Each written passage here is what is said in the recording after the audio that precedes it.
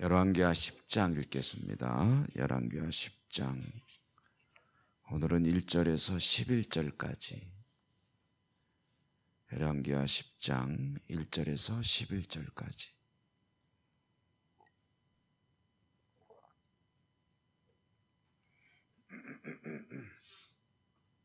교독합니다. 아합의 아들 70명이 사마리아에 있는지라 예후가 편지들을 써서 사마리아에 보내서 이스라엘 귀족들 곧 장로들과 아합의 여러 아들을 교육하는 자들에게 전하니 일렀으되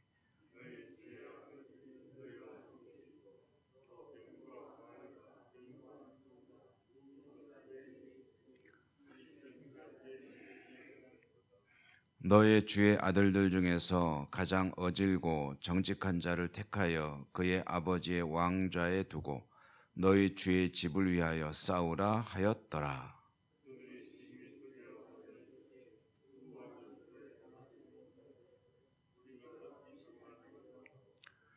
그 왕궁을 책임지는 자와 그 성읍을 책임지는 자와 장로들과 왕자를 교육하는 자들이 예후에게 말을 전하여 이르되 우리는 당신의 종이라 당신이 말하는 모든 것을 우리가 행하고 어떤 사람이든지 왕으로 세우지 아니하리니 당신이 보기에 좋은 대로 행하라 한지라.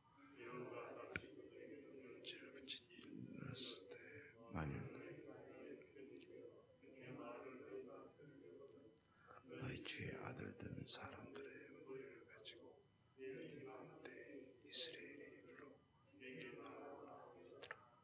왕자 70명이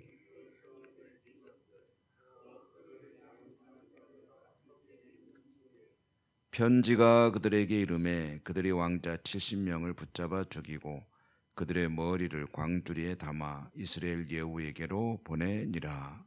사자가 와서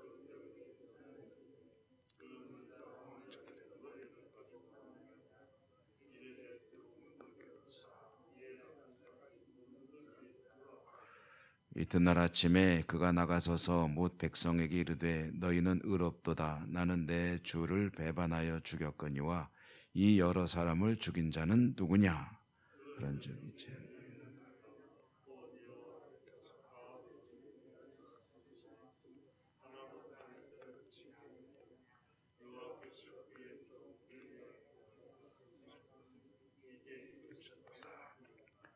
예후가 아합의 집에 속한 이스라엘에 남아 있는 자를 다 죽이고 또 그의 귀족들과 신뢰받는 자들과 제사장들을 죽이되 그에게 속한 자를 하나도 생존자를 남기지 아니하였더라. 아멘. 주님 은혜가 함께 하시기를 기원합니다. 예후의 구테타 이야기가 계속되고 있습니다. 아합 왕조를, 그러니까 오므리 왕조죠. 아합이 속해 있는 오므리 왕조를 이제 마감하고 예후 왕조를 열어갈 예후 장군이 북이스라엘의 이제 정권을 빼앗는 그런 이야기인데요.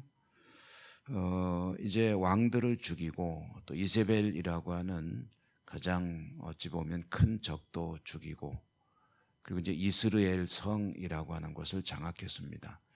이스라엘 하면은 이스라엘하고 비슷해가지고 혼동이 되시죠. 이스라엘은 이스라엘의 북쪽에 있는 한 지역 이름입니다. 그래서 이스라엘하고는 다르고요.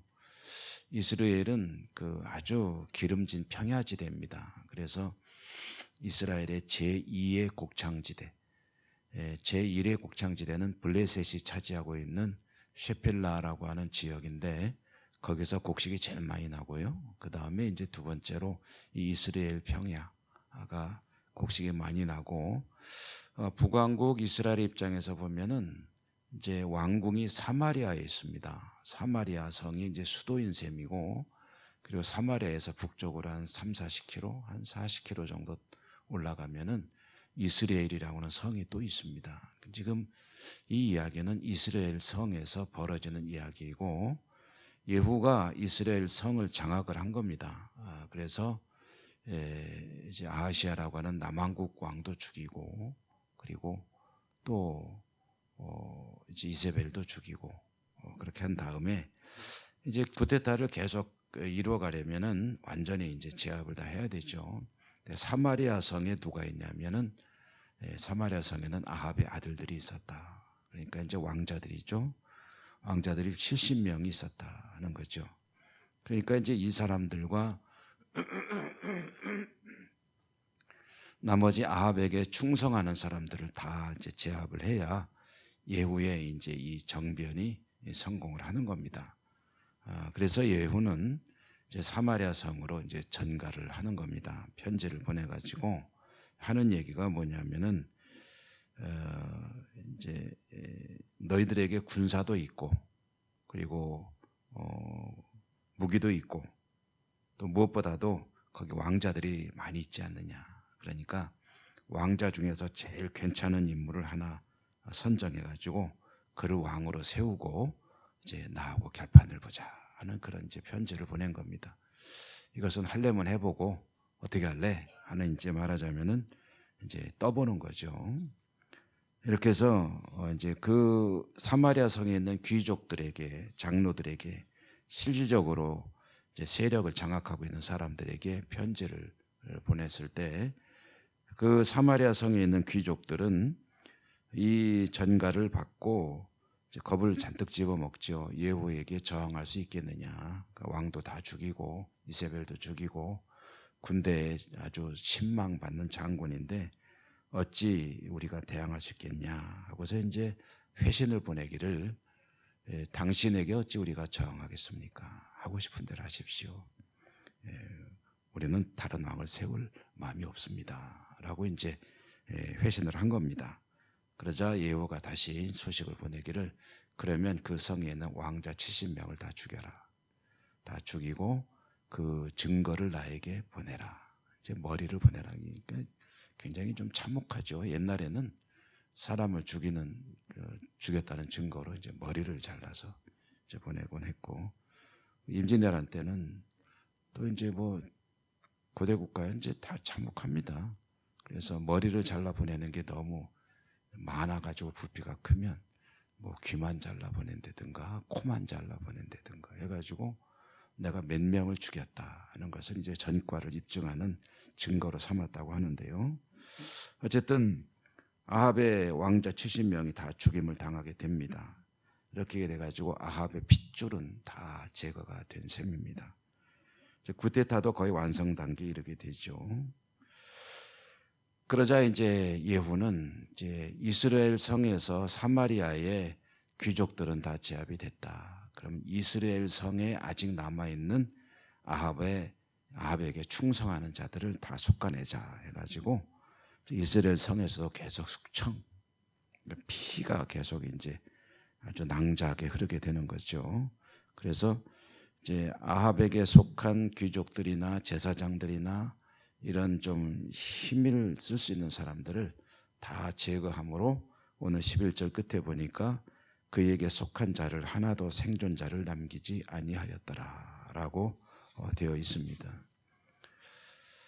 어찌 보면 예후의 이 행위들이 굉장히 잔혹해 보이는데요. 사실은 좀 전에도 말씀드렸지만 고대 국가에서 권력 투쟁을 하게 되면은 뭐 이런 것들은 어찌 보면은 일상적인 일이 아닌가 생각이 됩니다. 다반사라는 거죠. 사실 권력 투쟁이 벌어지면 뭐 형제 고모가 없죠. 부자 간에도 뭐 아주 뭐 전혀 사정을 보지 않지 않습니까?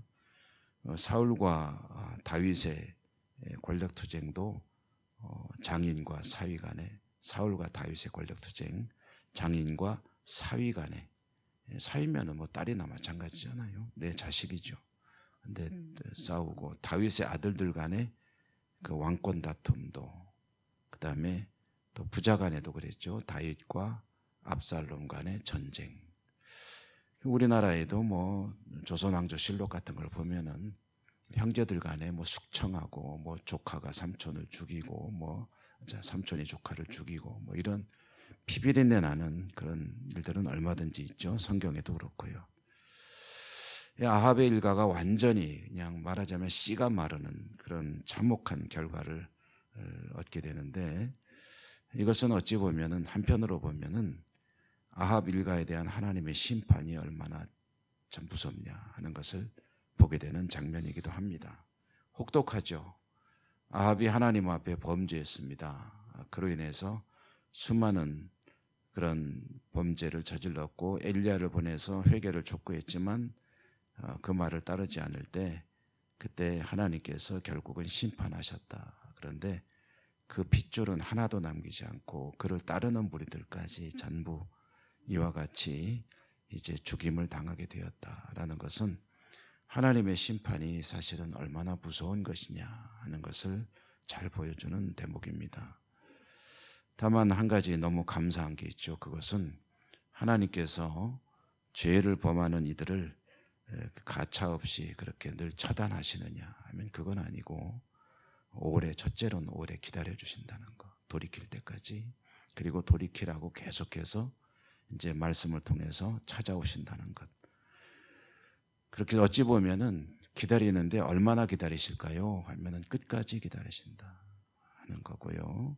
그렇게 기다리시는 하나님께서 그리스도의 은혜로 이제 저와 여러분들의 죄 문제를 해결해 주셨고, 계속해서 과오를 범하며 살아가지만, 허물과 죄 가운데 살아가지만 또 기다려 주시고 회개할 때, 돌이킬 때 용서하지 않으시는 죄가 없다 하는 것보다 더 감사한 일은 아마 없을 겁니다. 그래서 하나님의 은혜는 생각할수록 감사할 것밖에 없고, 그래서 늘 감사를 하지 않을 수가 없다. 오늘도 하나님께 감사가 끊이지 않는 복된 날 되시기를 축복합니다. 은혜로우신 하나님 감사합니다. 오늘도 저희들에게 말씀으로 만나주시고 우리 하나님께 감사의 한 날을 살도록 또 은혜 주시니 감사합니다. 우리의 입술이 늘 감사의 찬양이 끊이지 않게 하시고 하나님의 영광을 드러내는 복된 삶이 되게 하여 주옵소서. 예수님 이름으로 감사하고 기도드립니다. 아멘. 하늘에 계신 우리 아버지, 아버지의 이름을 거룩하게 하시며 아버지의 나라가 오게 하시며 아버지의 뜻이 하늘에서와 같이 땅에서도 이루어지게 하소서.